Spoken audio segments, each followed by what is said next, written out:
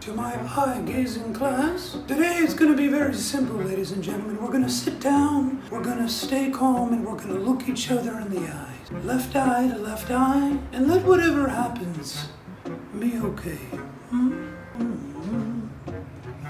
Let's begin! Alright, I wasn't anticipating the silence here, but let's continue to look eye to eye. Go ahead. Ladies, we are supposed to be eye-gazing within each other's eyes, not on the cell phone. Oh, we're looking in each other's eyes. I see her eyes. Ladies, this is not eye-gazing. I have a powerful feeling about this one. Something in the air. Let's begin. Now remember, left eye to left eye. Nothing else but left eye to left eye now. Okay, left eye, just do nothing else but look at each other's eyes now, okay? Breathe and let whatever happens be okay. Okay, this is not this time of class, ladies. There doesn't need to be so much intensity here. Careful with the fork there now, okay?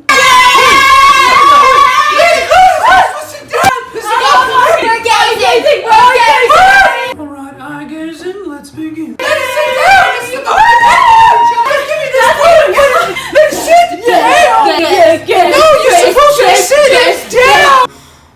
Over it. This is so boring. Oh wait, that's the right eye. Okay, so let's breathe here. And let's breathe out.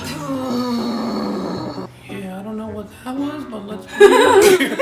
So, in all seriousness, we actually made this video to bring awareness to the benefits of eye gazing and how it builds community and connection. Yeah, which is such a huge deal right now, especially when we live in a time when there's so much anxiety, depression, even suicide. And we've been talking to a lot of different mental health experts and doing a lot of research in this, and one of the things they talked about is how connection and community really is at the core of maybe why we're feeling these things.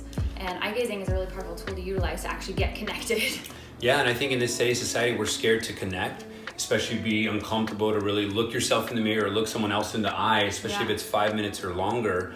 And I think that's what we need to do to really connect. You know, I'll just talk personally that there's times where I've done it and I was uncomfortable with doing that because at the time I was not happy with what I was doing. I was living in toxic environments, toxic habits. So when I was looking at somebody else, it's like I was really seeing myself. But as you'll find out, you know, I just kind of let whatever happened come up and I was able to process through that. So I think it's just important to get comfortable with getting uncomfortable. And we were poking fun at kind of the different scenarios that I think we've all experienced when trying eye gazing. It's funny when you stare at someone like that, really you're not is. used to it and things come up. The biggest thing that I've learned when doing it is just how you can look someone in the eye and you can come from completely different backgrounds and different personalities and different ages and different countries and everything, and you look at each other and it kind of equalizes everything and you find ways to relate and connect to each other, which I think is very healing for all of us to experience. So it's so interesting, like, you know, because it does feel weird, it does feel awkward, and it's especially if it's a stranger. You've never met them before, and I've had to do that. And at first I'm like, oh, I have all these like feelings and insecurities, and what if they think I look weird? All those things kind of come up.